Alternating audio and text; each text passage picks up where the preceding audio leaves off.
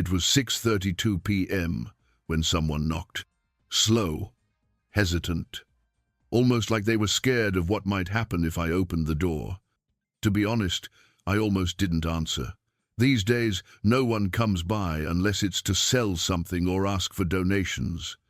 Before I begin my story, let me know in the comments where you are listening from and what time it is. I just want to know I'm not alone in this, and if you feel moved by what you hear, consider subscribing. It helps more people listen my story. Now let me tell you what really happened. The evening was quiet. I had just finished my tea and was sitting in my old rocking chair by the window, watching the last bit of sunlight fade over the fence. The air smelled like dry earth and warm mesquite, the kind of smell you only get out here in small-town New Mexico. My house sat at the end of a dirt road, quiet and forgotten, kind of like me. Most people don't knock here. If anyone needs me, they call first. But my phone hadn't rung in days. Weeks, maybe. Sometimes I lose track of time now. The knock came again. 3 soft raps. Still unsure. Still slow. Something about it made my heart race. I stood up, slower than I used to. My knees ached, like always. I shuffled toward the door, feeling the same heaviness I've carried for years now, the kind that doesn't go away with pills or prayers. When I opened the door, I froze. There she was, Elena, the woman who vanished from my life 40 years ago like smoke in the wind. The woman who had once been my whole world, and then tore it all apart. Her hair was grey now, nearly white. Her face, once so smooth and full of light, was worn with lines and shadows. But her eyes, those brown eyes, they were still hers. The same ones that smiled at me on our wedding day. The same ones that lied. She looked at me like I was a ghost. Or maybe she was the ghost. Because after all these years I had buried her in my memory. I never thought I'd see her again. "Hi, Ramon," she said in a voice that cracked and trembled. I stood there, gripping the edge of the doorframe, my throat dry, my mind trying to understand what I was looking at, what she was doing here. After everything, I didn't know where else to go, she said. I should have slammed the door. I should have turned around and walked away. But I didn't. Because something in her eyes told me this wasn't just a visit, this wasn't just guilt or regret. No, this was something else, something deeper, something final. I stepped aside, silent, and let her in. I never thought I'd see her again, and I sure didn't expect what she was about to tell me. Before everything went sideways, I was just a mechanic. Not some big-time business owner or fancy guy, just a regular man with grease under his nails and calluses on his hands. I was 35 years old, living in a tiny house on the edge of town, and I thought I had everything a man could ever need. My days started early. I'd wake up around 5:30 a.m., stretch my stiff back, and feel the weight of another long day waiting on my shoulders. But I didn't mind. I actually liked working with my hands, fixing engines, tightening bolts, listening to the soft hum of a car coming back to life. There's something honest about machines. They don't lie to you. If something's broken, it shows. I worked at a small auto shop owned by a kind old man named Mr. Garcia. We called him Don G. He treated me like a son and paid me fairly. The shop wasn't much, just a couple of lifts, rusty tool carts, and a radio that never played anything newer than 1985. But it was mine in a way. I took pride in every job I did. I didn't need much more. But my real joy, the kind of joy that made all the pain worth it, was waiting for me at home. Her name was Elena. She was my wife, my best friend, my everything. The first time I saw her, she was dancing at a small street festival, wearing a blue dress that swayed like the wind. Her laugh was the kind you could feel in your bones. I couldn't stop looking at her. I never really did. We got married a year after we met. It wasn't a big wedding, just a few family members, some borrowed chairs in the church courtyard, and a cake made by her cousin, but to me, it felt like a dream. She wore the same blue dress, said she didn't want a gown, said she wanted to feel like herself. That's who she was, simple, beautiful, and full of fire. Our house was nothing special, a one-story, two-bedroom place with a cracked sidewalk and a yard full of weeds. But we made it feel like home. Elena had a way of filling up a space with warmth. She'd light a vanilla candle, put on some soft music, and suddenly even the smallest corner felt alive. Every evening, we'd sit on our old wooden bench in the backyard, sipping café de olla she made from scratch. The air would smell like cinnamon and burnt sugar. We'd watch the sun dip below the roofs, talking about everything and nothing, what we'd do if we ever had money, where we'd travel if we ever had time, how many kids we'd raise if we ever got lucky. We dreamed a lot back then. She wanted 3 kids, 2 girls and a boy. She even picked out names. I used to tease her and say, "Let's just try for one first, Mija." She'd laugh and throw a cushion at me. God, how I loved that laugh. We didn't have much, but we had each other, and in those days, that felt like more than enough. If I had known what was coming, if I had even felt a sliver of it, I would have held on to those nights tighter. I would have memorized every laugh, every cup of coffee, every little dream she whispered in the dark. But you don't know, do you? You never know when the good days are about to end. It started with a phone call. "Hey, Primo, I'm thinking of coming up north for a while. Things ain't working out down here in El Paso."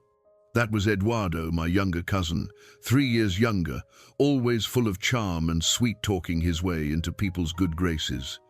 He was the kind of guy who could walk into a room and make everyone laugh in 5 minutes. Tall, good-looking, confident. The kind of man women noticed. The kind of man I never worried about until I should have.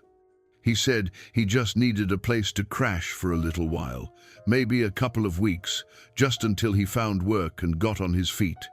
"Of course," I told him. "Mi casa es tu casa, Eduardo, your family." That's the thing about family.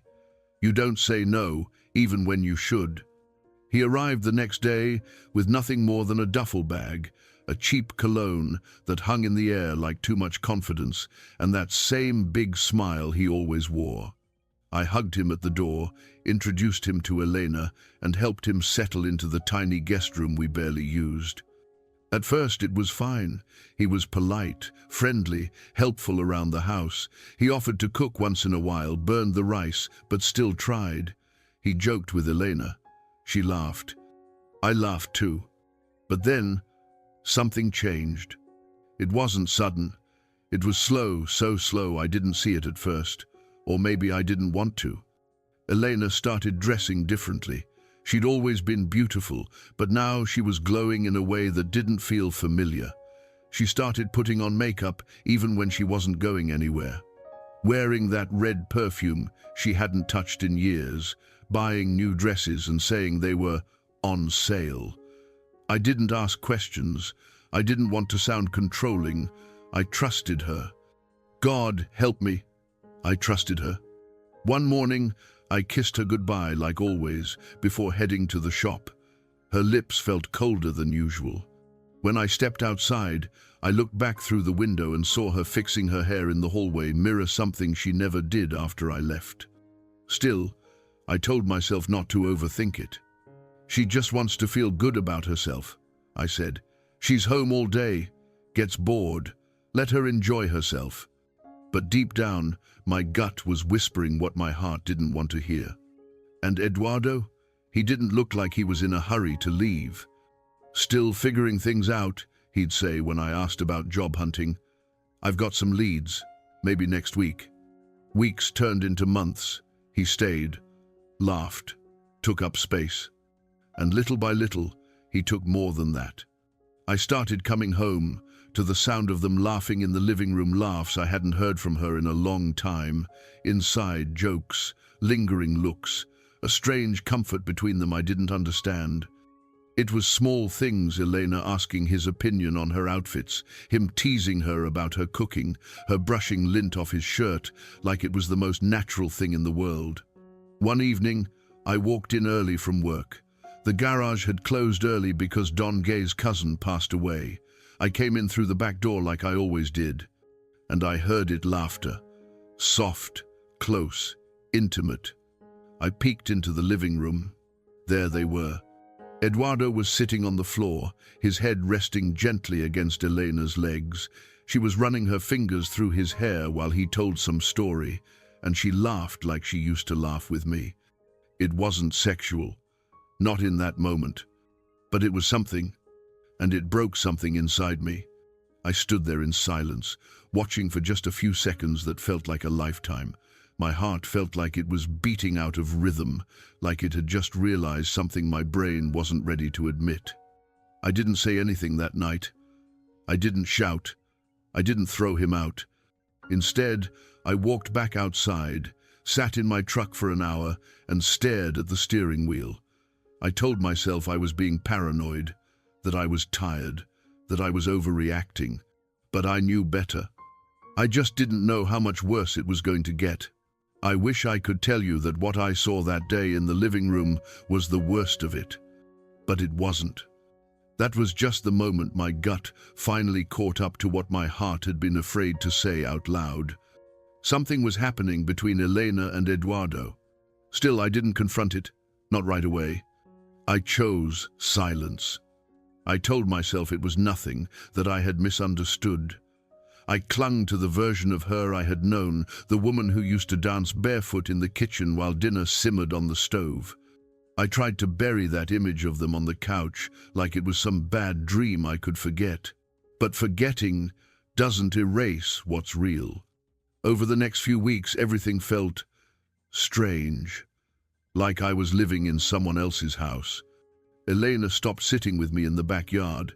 She said she was tired. She said her head hurt. She said she had laundry to finish. Eduardo still hadn't left. He still hadn't gotten a job. And every time I looked at him, I felt something in my chest, anger, fear, something darker. But I didn't say anything, not yet. Then, one night, I finally asked her. We were in the kitchen. She was slicing tomatoes, and I was staring at the wall, my food untouched. Elena, I said quietly, what's going on between you and Eduardo? She froze. Just for a second. But I saw it. The hell are you talking about? She said with a forced laugh. I'm not stupid, I told her. I see the way you look at him, the way he looks at you. Just tell me the truth. There's nothing going on, she snapped. You're imagining things. You come home tired, you get jealous, you start thinking crazy. Elena. No, she said sharply. He's your cousin. He's family. Maybe you should start acting like it. And that was it. She walked out of the kitchen and didn't speak to me for the rest of the night. I didn't push it. I should have. But I didn't, because deep down, I wanted to believe her. I wanted to believe that I was wrong, that everything could go back to normal if I just kept quiet. And for a little while, things did settle, or maybe I just got better at pretending, until one night, everything changed. I was sitting in the living room, half watching the news, when I heard her call out from the hallway. Ramon, come here, quick. I rushed to the kitchen. She was standing there, hands trembling, eyes filled with something I hadn't seen in years, joy. She held something out toward me.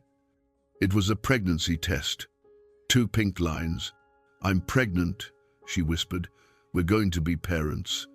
My knees nearly gave out.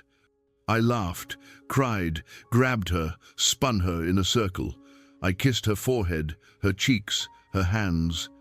Are you sure? I asked 100 times. She nodded over and over, tears running down her face. It's real, Ramon. It's finally real. I had never felt happiness like that before. After years of dreaming, of wondering if something was wrong with us, this felt like a miracle. All the doubts, all the strange feelings, all the late nights I spent questioning her gone, just like that. Because in that moment, all I saw was the woman I married and the family we were finally going to have. I didn't think about Eduardo. I didn't think about the looks, the laughter, the silences.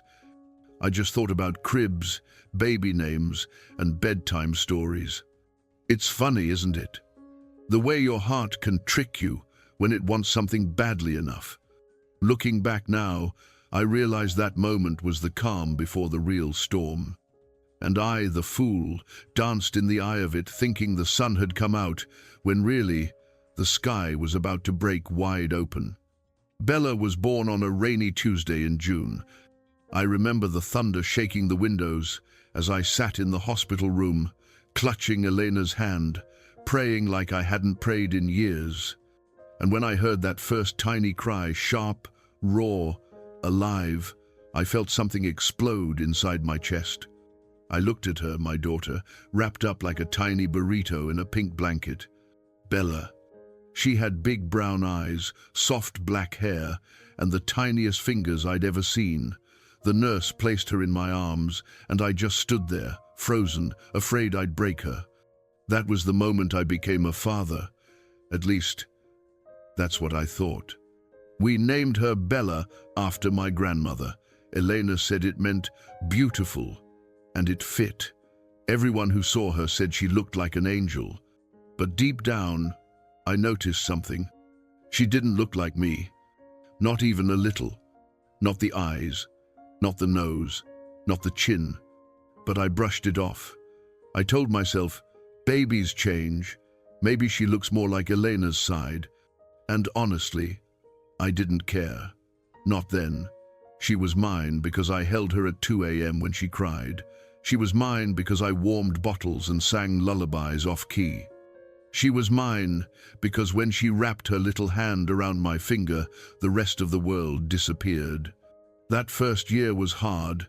Sleepless nights, diaper changes, endless crying, but it was worth it. Bella smiled when she saw me. She'd reach for me when she was scared. And Elena?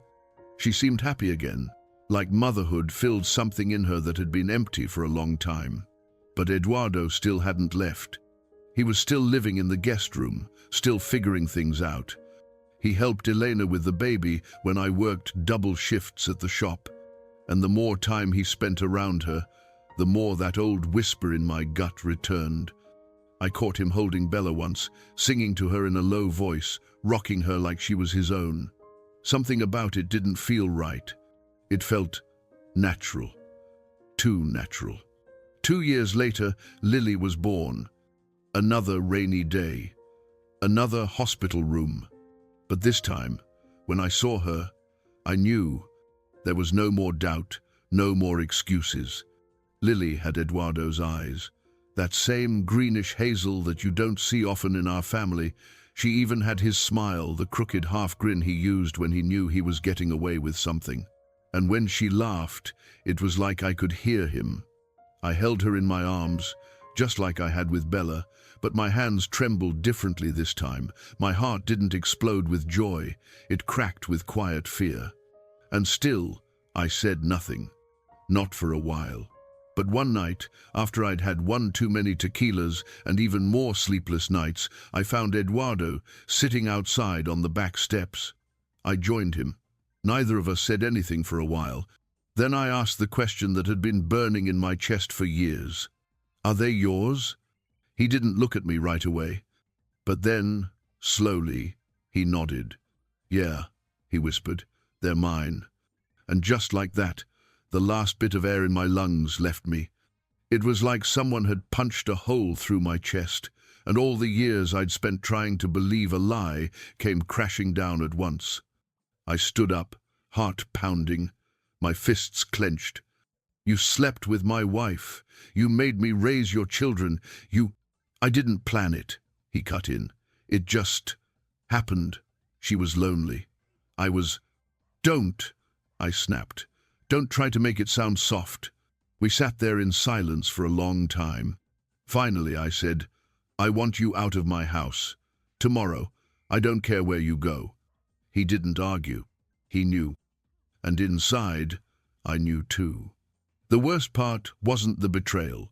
It wasn't the lies or the heartbreak. It was knowing that even after all of that, I still loved those girls. I had changed their diapers, held them through fevers, sang them to sleep. I had become their father. And now I had to decide what that even meant anymore. After Eduardo confessed, I barely slept that night.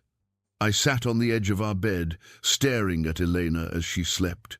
She looked peaceful, like none of this had ever happened, like she hadn't torn my heart straight out of my chest. But I couldn't carry it anymore. The next morning, I waited until Bella and Lily were napping.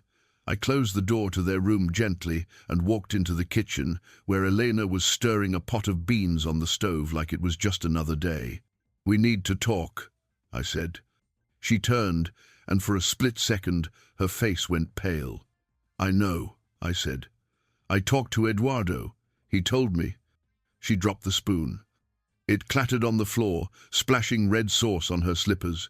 She didn't even move to pick it up. "Ramon," she whispered, her voice already breaking, "I can explain." "No," I cut in. "No more lies, no more stories. I want the truth, from you, right now." Her shoulders sagged. She looked at the floor, and after a long silence she said, "It started when you were always at work. I was lonely, I was stupid, and then things just got out of control. I never meant for it to happen like that." "Both of them?" I asked, even though I already knew. She nodded, slowly, shamefully, tears running down her cheeks. "Bella and Lily, they're Eduardo's." I didn't scream. I didn't throw anything. I just stood there, heart pounding, staring at the woman I had once believed I would grow old with. "I want you out," I said. My voice was cold, not loud, just final. "You and Eduardo. Today." She gasped, like the words slapped her. "And the girls?" she asked, almost in a whisper. "The girls stay," I said. "They may not be mine by blood, but I raised them. I changed their diapers. I stayed up with them when they were sick. I held them through every fever and nightmare. I was their father when you and your mistake were sneaking around behind my back." She opened her mouth to argue, then closed it. There was nothing left to say. Eduardo didn't fight it. He packed a bag and slipped out that evening like the coward he had always been. He didn't say goodbye. He didn't even look me in the eye. And Elena? She stayed for one more week. She cooked, she cleaned, she cried. She said she was sorry more times than I could count. She said maybe we could fix things, that maybe one day I could forgive her. But forgiveness doesn't come easy when trust is shattered beyond repair. I didn't sleep in the same bed. I didn't eat her food. I didn't answer when she tried to start conversations. I couldn't. Every word out of her mouth felt like it scraped across old wounds. And then, one morning, I woke up and she was gone. No goodbye, no explanation. Just a scribbled note on the kitchen table. "You're a better father than he ever could be. Take care of them. I'm sorry." That was it. I checked every room in the house, like maybe she was hiding somewhere. But she wasn't. All that remained was silence. And two little girls who weren't mine, but needed me more than ever. So I picked up Bella, who was crying for her bottle. I kissed Lily's forehead as she slept. And I made a promise to myself right then. If their own mother could walk away, I never would. I used to think I knew what hard work was.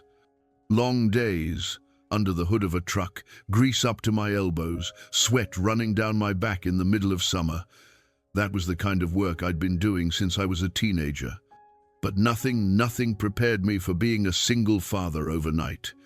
The first morning after Elena left, Bella wouldn't stop crying. She was just 3. Lily, barely 1, stared at me with those wide green eyes, Eduardo's eyes, and started wailing too, like she could sense her world had shifted. And maybe it had. I didn't know how to warm a bottle properly. I didn't know how to change a diaper without making a mess.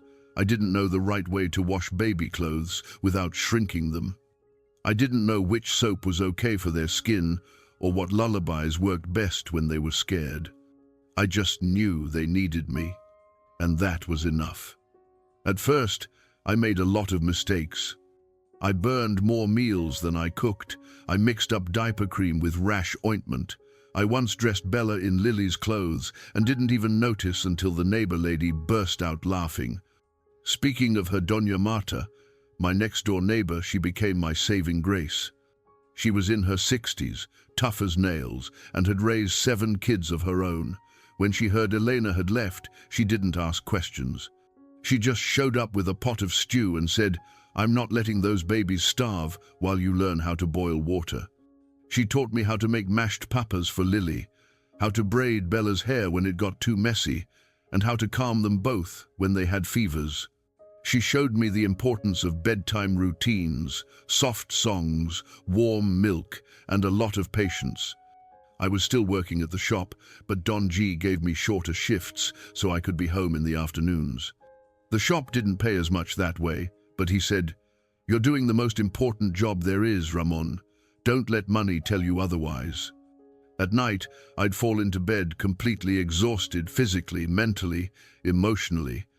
But sometimes, Bella would tiptoe into my room, climb onto the bed, and whisper, "Can I sleep here, puppy?" And just like that, the tired melted away. At first, they called me Papa, because that's what they had always called me. But after Elena left, something changed in how they said it. It wasn't just habit anymore. It felt real, chosen, earned. I started reading bedtime stories, even though I was terrible at the voices. I learned to cook pancakes in silly shapes and let Bella put chocolate chips in everything. I let Lily smear yogurt all over her high chair just to see her smile. I danced with them in the kitchen while the radio played old cumbias, our bare feet sliding across the tile. We laughed, we cried, we grew. And somewhere in between bottle warmers and bedtime kisses, I stopped thinking of them as Eduardo's girls. They were mine, not because of blood, but because I was the one who stayed. I was the one who showed up. I became Daddy, not by accident, but by love. They say children grow up fast, but you don't really understand how fast until you're folding their baby clothes, and suddenly you're packing their college suitcase. Bella left first. She got a scholarship to a university in the city, first in our family to even think about college. I remember standing in her bedroom doorway, watching her organize books and sweaters into boxes like it was nothing. Like leaving was just another item on her to-do list. "Are you nervous?" I asked. She looked up, her eyes shining with that old light. "A little, but mostly excited." I nodded, swallowing the lump in my throat. "You're gonna do great, Mija." She hugged me tight. "I'll call you every week, I promise." And for a while, she did. I lived for those phone calls. Every Sunday evening, she'd tell me about her classes, her new friends, the city noise she couldn't sleep through. I could hear her changing, growing. She was becoming the woman I had raised her to be. But after a few months, the calls got shorter, then less frequent. Once a week turned into once a month, then only on holidays. I tried not to take it personally. "She's busy," I told myself. "College is hard. She'll come around." I kept her room just the way she left it. Sometimes I'd go in and sit on her bed, running my fingers along her old bookshelf, pretending she was still close. Then came Lily. She was always the more tender one, quiet, musical, full of big feelings she didn't always know how to say. At 20, she met a boy named Marco.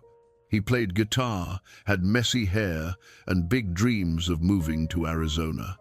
"I'm going with him," she said one afternoon, like it was the most normal thing in the world. I blinked. "You sure about that?" She nodded. "It's my chance, puppy. He knows people. He says I can record my own songs, maybe even an album." I wanted to tell her not to go. I wanted to hold her back, tell her she was too young, too trusting, too soft for the world outside. But I also remembered what it felt like to be young and full of hope. So instead, I hugged her and said, "Just promise me something. Anything. Call me. Write to me. Let me know how you're doing." She promised. She even cried at the airport. But like her sister, she stopped calling too. At first, it was once a week, then once every few months, then nothing. I left voicemails, sent letters, birthday cards. Nothing came back. I searched their names online, on social media, even asked around. No luck. It was like they had both just vanished. And I was alone again. The house got quieter. The walls started to echo. The backyard bench sat empty for years. I still made coffee in the mornings, out of habit more than anything else. I'd sit and sip it slowly, staring at the front gate like, maybe, just maybe, I'd see one of them walk through it again. But they never did. Years passed like that. Quiet. Lonely. Still. I watched other people grow older with family around them, kids visiting on Sundays, grandkids running through the yard. I smiled for them, clapped at birthdays. But inside, I wondered what I had done wrong. Did I love them too hard? Not hard enough? Sometimes I'd whisper to the photos on the wall, "Where did you go, Mija? Why didn't you come back?" But they never answered. Still, I waited, every day. Because no matter how long the silence stretched, part of me still believed. One day, one of them would remember. And maybe, just maybe, she'd come home. It was a Sunday afternoon when I heard the knock. 3 soft taps. Slow, cautious, like the hand behind them wasn't sure if it should be there. I wasn't expecting anyone. Nobody came by anymore. The only people who knocked were delivery drivers or lost strangers who mistook my house for someone else's. But when I opened the door, time stopped. There she was, Elena. I hadn't seen her in over 40 years. Her hair was completely white now, pulled back into a loose braid. Her face, once so smooth, so full of light, was lined and tired, like life had carved a story into her skin. Her eyes were still the same brown, though. Still the same ones I fell in love with long ago, and still the same ones that had haunted my dreams. She stood on my porch like a ghost, clutching the strap of an old purse. "Hi, Ramon," she said, her voice weak and trembling. I didn't know where else to go. I didn't say a word. I just stared at her, feeling everything rise up, anger, confusion, memories I thought I'd buried for good. "Can I come in?" she asked. I stepped aside. She walked in slowly, looking around like she barely recognized the place. Of course she didn't. Everything had changed. The paint, the furniture, the silence. I made coffee because that's what you do when you don't know what else to do.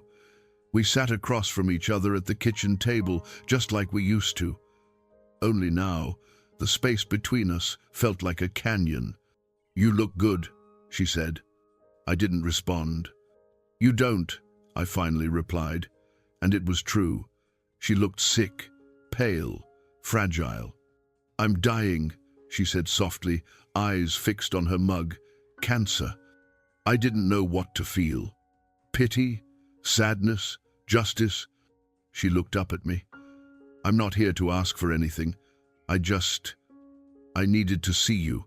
I needed to say I'm sorry for everything." 40 years too late, I said. "I know," she whispered. And then, for the next hour, she told me what happened after she left. She and Eduardo moved from town to town, chasing work they never found. He drank, a lot, couldn't hold a job. They fought. They were poor. Sometimes they didn't even have heat in the winter. She worked odd jobs, waitressing, cleaning houses, sewing for cash, anything to survive. "There was no love," she said. "Not real love. Not the kind you and I had. I was young and stupid and thought I wanted freedom, but all I found was loneliness." I stared at her, quiet. "And the girls?" I asked. She froze. "I think about them every day. I wanted to come back, so many times." But I was ashamed. Eduardo told me it was better if we stayed away, that you were raising them well, that I'd only confuse them. I leaned forward. Why are you here now? She blinked back tears. Because I'm running out of time. And if I leave this world without seeing them again, I don't think I can rest. Her voice cracked. I need to find them, Ramon. I need to look them in the eyes and say, I'm sorry. I need them to know I never stopped loving them, even if I don't deserve to. I looked at her, this woman who had once been my entire world, and then tore it in half. And as much as part of me wanted to slam the door and tell her to live with her choices, another part, maybe the better part, could see she was already living with them. Every day. You really want to find them? I asked. Yes, she said.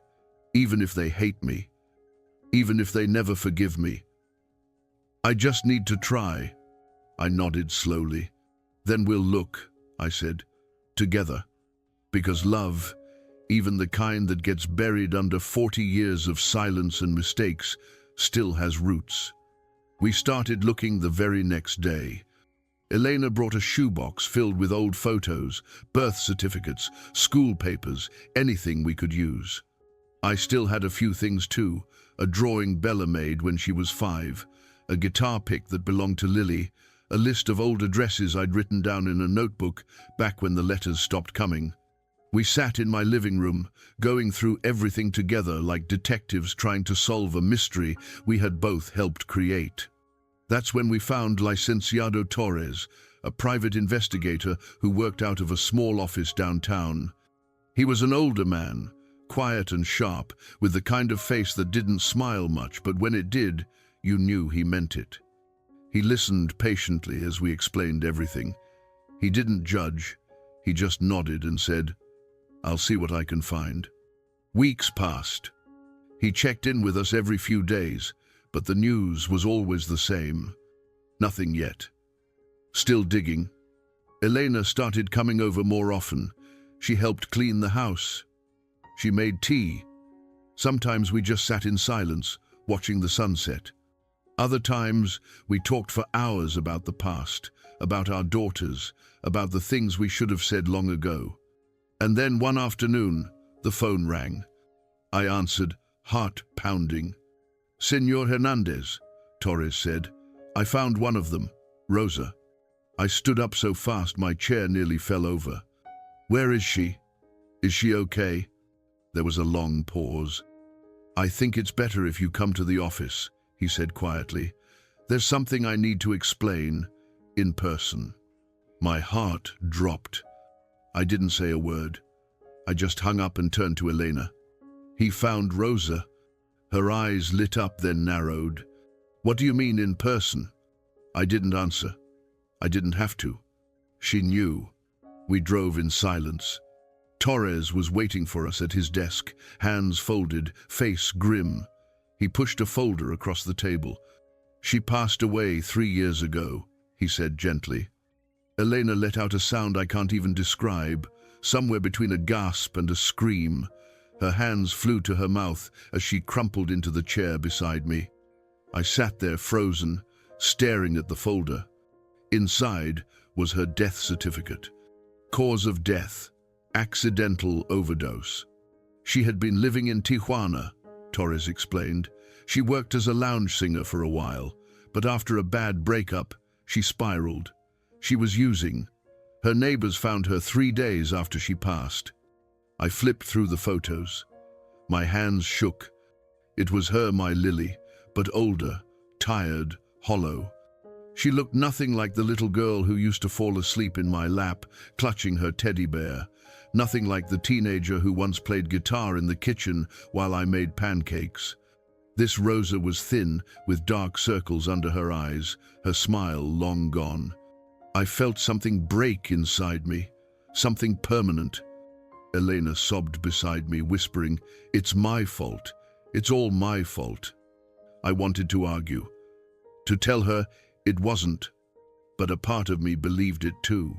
We had both failed her, in different ways, at different times, but the result was the same. She died alone. And we weren't there. The drive home was silent. When we got to the house, we sat at the table, surrounded by her childhood photos, the ones where she was still smiling, still full of light, still ours. Elena cried herself to sleep on the couch. And I just sat there, staring at a picture of Rosa in her pink dress, 5 years old, holding a plastic microphone and pretending to be a star. That night, I whispered to the walls, to the sky, to God, whoever was listening, "I'm sorry, Lily. I'm so, so sorry." After we learned about Rosa, something in Elena broke. She had already been sick, but after the news, she faded faster. Her cheeks sank, her skin turned pale, her voice grew weaker by the day. She stopped coming over as often, and when she did, she barely touched her food. Her eyes looked like they had cried more in 1 week than in all the years she'd been gone. "I should have never left," she whispered one afternoon as I helped her to the couch. "You did," I replied softly, "but you came back." A few days later, she called me from her little rented room in the Santa Fe neighborhood. "Can you come?" she asked, her voice barely a breath. I found her curled up in bed, blankets tucked around her small frame like armor. Her walls were covered with old photos, ones I had given her, Bella and Rosa as babies, first school photos, birthdays. Smiles frozen in time. She looked at me like she had something heavy on her chest. And then, finally, she said it. "You remember when I told you Eduardo never let me come back?" I nodded. I lied. She turned her face toward the window, the light outlining every wrinkle, every line of pain carved into her. "He didn't stop me. I did. I didn't come back because I was ashamed. I was afraid of what I'd find, afraid of you, afraid the girls would hate me.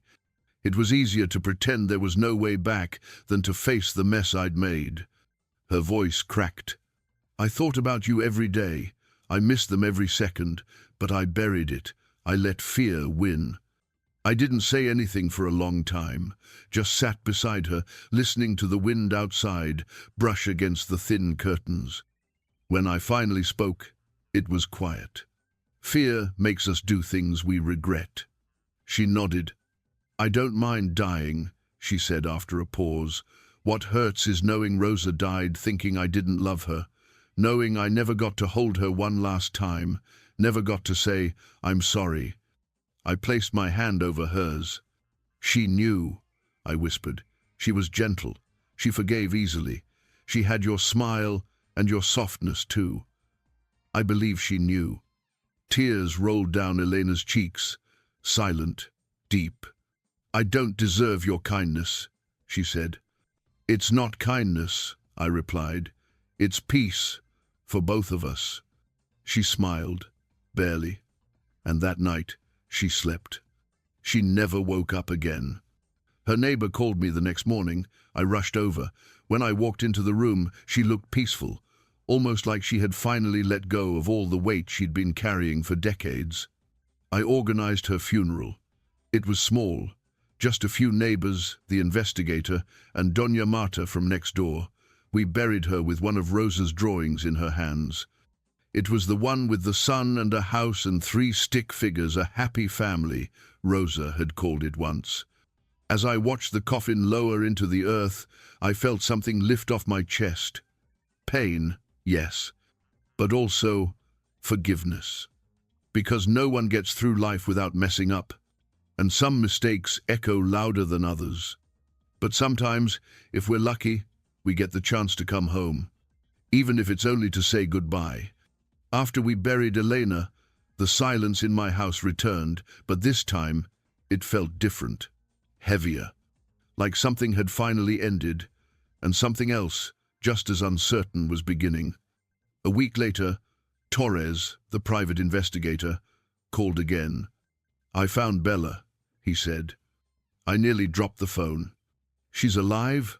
I asked, barely able to speak. "Yes," he said. "She's living in Albuquerque, married, has a little girl. She's a doctor now, works at a private clinic." "A doctor?" I sat down slowly, letting the weight of those words sink in. My Bella, the little girl who used to bandage her dolls and say she was going to save the world. With a toy stethoscope, she had done it. She had made it. She told people her parents died years ago, Torres added, his voice quieter now. There's no mention of you or Elena anywhere in her life, not publicly. It hit me like a punch in the gut. I wasn't even a chapter in her story anymore. She had closed that book and started a new one without us. I didn't blame her. Not really. She had seen things no child should see. She had watched her family fall apart, had heard the shouting, the silence, the confusion, and then her mother vanished, her sister drifted away. And I held her, raised her, but maybe I hadn't known how to keep her close once she left. Still, I had to say something. I had to reach out. So I picked up an old yellow pad and began to write. Not to make her feel guilty, not to drag her back, just to tell her the truth one last time. Dear Bella, I hope this letter finds you well, wherever you are.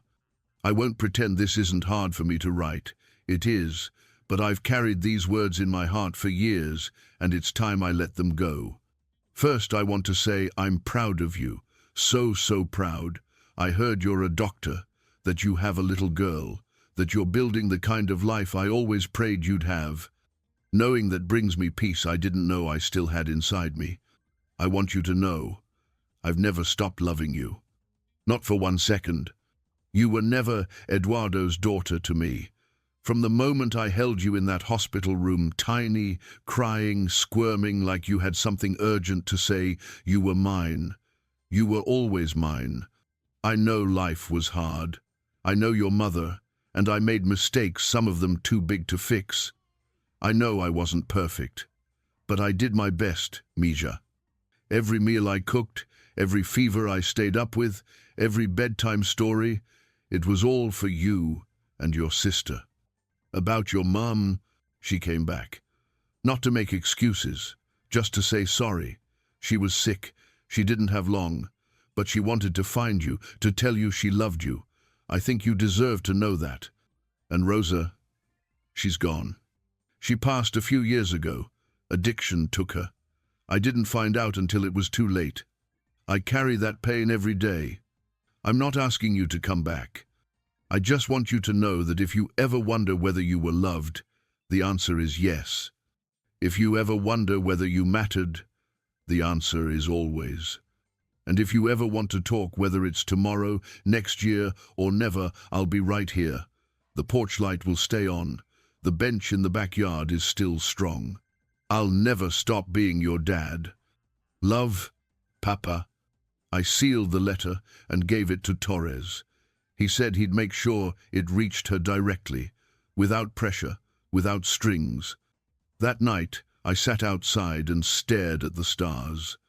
I didn't expect a response. I didn't need one. I had said what I needed to say. It was no longer about being remembered. It was about giving her the choice to remember. 3 weeks passed after I sent the letter. I checked the mailbox every morning, even though I knew she probably wouldn't write back. I kept my phone charged, just in case. But there were no letters, no calls, no sign at all. I told myself not to hope. But hope has a way of sneaking in, even when you're trying your best to keep the door closed. Then one evening, just as the sky was turning that deep orange color it only gets in the New Mexico desert, I heard a knock. 3 soft raps. Not rushed, not hesitant. I stood slowly, heart racing. When I opened the door, I didn't see Bella. I saw a young woman, maybe 16 or 17. Long, dark hair braided over her shoulder. Clear brown eyes that sparkled with something both nervous and kind. She looked just like her mother used to. She smiled shyly and held out a folded piece of paper. "You're Ramon, right?" I nodded slowly, still trying to find my voice. "I'm Patricia," she said, "Bella's daughter." I felt my knees wobble and had to grip the doorframe. "She got your letter," Patricia continued. She cried for days. She didn't know what to say back. She wanted me to come see you first. I opened the door wider, my heart swelling in ways I hadn't felt in years. Come in, Miha, I said softly. Please. We sat at the kitchen table, me in my usual seat, her in the one Bella used to climb into when she was barely tall enough to reach it. She looked around the room. It's like she described, she said, the pictures, the smell, the bench outside. She told you about this place? I asked. Bits and pieces. Mostly when she thought I wasn't listening. We talked for hours. She told me Bella had built a new life, but the past was never far behind. That she had spent years trying to forget, not because she didn't care, but because it hurt too much to remember. That she always felt like she'd abandoned me.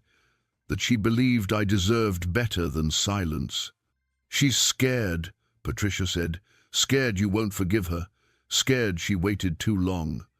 I reached across the table and took her hand. Tell her this, I said, my voice steady despite the tears in my eyes.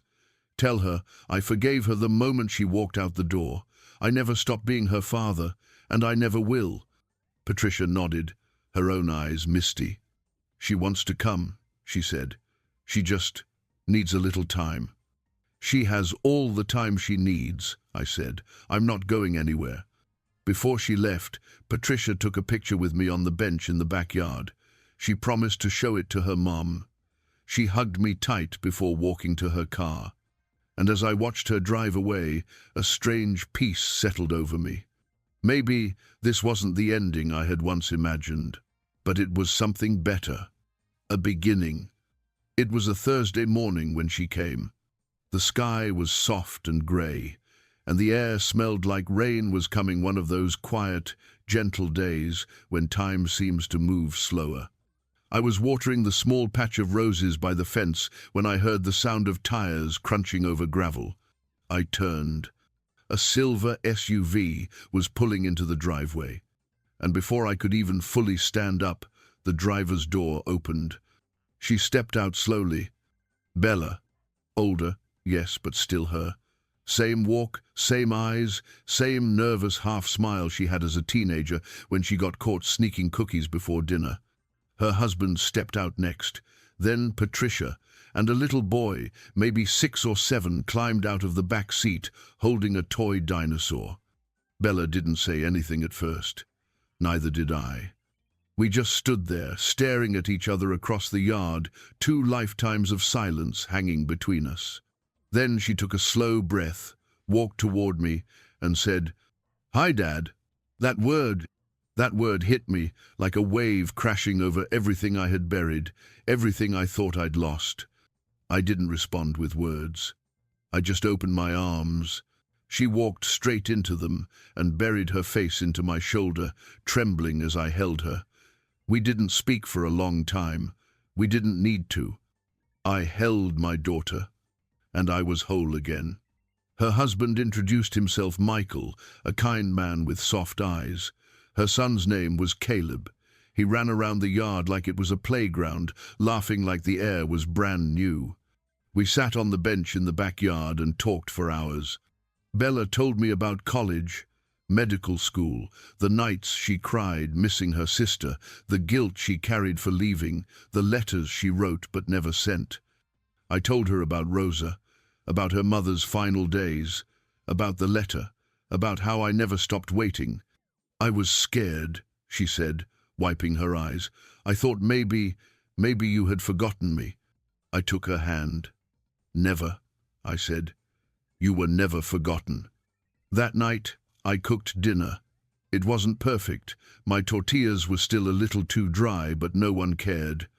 We sat at the table like a real family. We passed food, shared stories, laughed at Caleb's silly jokes. Before they left, Bella hugged me again and whispered, "I want to come back. I want Caleb to know you. I want to come home sometimes, if that's okay." I kissed the top of her head. "You were always welcome," I said. "You still are." As their car drove off down the road, I stood at the edge of the yard and watched until the red taillights disappeared. And then, I went back inside. The house didn't feel so quiet anymore. It felt alive again, full of something I hadn't felt in a very long time. Hope. I sit out on the backyard bench most mornings now. Same bench, same view, different heart. The roses are blooming again. Caleb helped me water them last week. He called them Grandpa's fire flowers. Patricia visits often too, sometimes with Bella. Sometimes just on her own, with a book or questions about her mum's childhood. And Bella, she's been back 4 times in the last 2 months. She brings tamales, stories and laughter I thought I'd lost forever. It's quiet here, but not the empty kind of quiet anymore. It's a peaceful quiet, the kind that feels like healing. I think a lot about the past, about the woman I married and how she broke my heart, about Eduardo and the betrayal I never truly saw coming, about Rosa, whose memory still walks the hallway sometimes in the early morning light, about Bella, who returned to me when I thought I had been erased from her life for good. I think about mistakes, mine and theirs, and how some pain doesn't just fade. It settles in your bones, and you learn to carry it.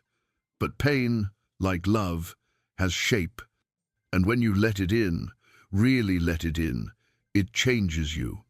I wasn't their biological father, not by blood, not by name on paper, but I was there when they were sick, when they were scared, when they needed someone to stay.